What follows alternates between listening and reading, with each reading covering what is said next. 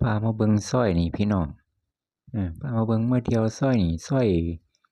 เป็นซอยที่ลัดไปอีกตำบลหนึ่งว่าซั่นพี่น้องเพิ่นว่าถามเพิ่นเบิ่ง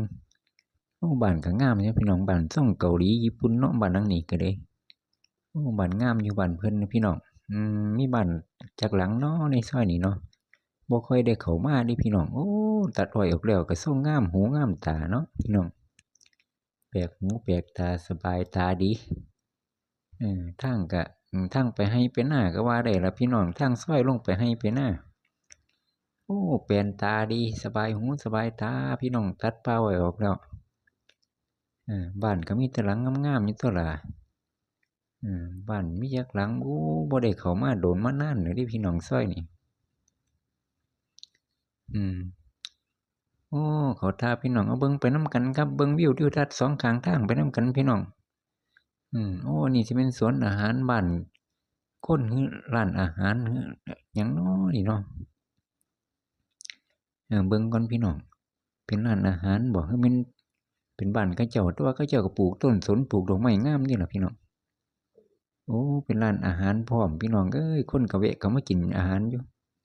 กับข้าวกับน้ำยามเที่ยงยามเขาเจ้าว่างเขาเจ้าสังสรรค์เขาเจ้าก็แวะมาโอ้เป็นร้านอาหารอีหลีพี่น้อง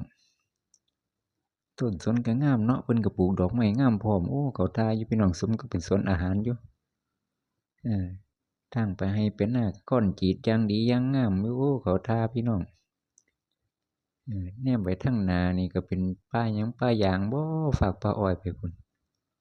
วิวทิวทัศน์ก็ส่ำเห็นล่ะพี่น้องเอ้ยเนาะเขตชนบทบ้านเฮาแต่ว่ามื้อนี้ก็ส่งสีแดดๆนี่ล่ะพี่น้องอากาศก็ร้อนเนาะเพิ่นหยังว่าพายุสิมาว่าซั่นว่าสิมาฮอดง่ายบ่บุพายุก็ได้คันตกลงมาก็สิเย็นสำบายอยู่ดอกคันฝนตกเนาะพี่น้องสุดเขตสุดบ้านเนาะบ่บัดทีนี้คือเห็นบ้านยังอีกหลังสองหลังหนึ่งทางหน้าโอ้สิแม่นล่ะพี่น้องเอ้ยมีทางแยกออกไปอีกแล้วแม่นล่ะพี่น้องบัดทีนี้คือสิหมดแล้วล่ะบ้านโอ้ร้านค้าสำหลังสุดท้ายป่ายางป่านี่ก็ปลูกได้พอ2 ปีป่านี่ซั่นล่ะพี่น้องเบิ่งไปเรื่อยแต่ว่าก็มีต้นมีเสาไฟฟ้าแรงสูงยาวลาดไปสิไปฮอดทางใดน้อนี่เนาะสิถามเขาเจ้าเบิ่งอยู่ดอกไปสอดไสบ่ทางเส้นนี้พี่น้องถามเพิ่นเบิ่งเป็นตาไกลบ่เป็นไปคันไกลหลายก็บ่ไปเนาะพี่น้องเนาะไปซ้ำไปได้นั่นล่ะเนาะทางก้อนจีดยังงามพุ่นนี่ล่ะเพิ่นว่าทางไปไร่ไปนาก็ได้คอยเบิ่งไปนำกันล่ะพี่น้องเขาเจ้าก็โอ้ซอยไปไร่ไผน้อนี่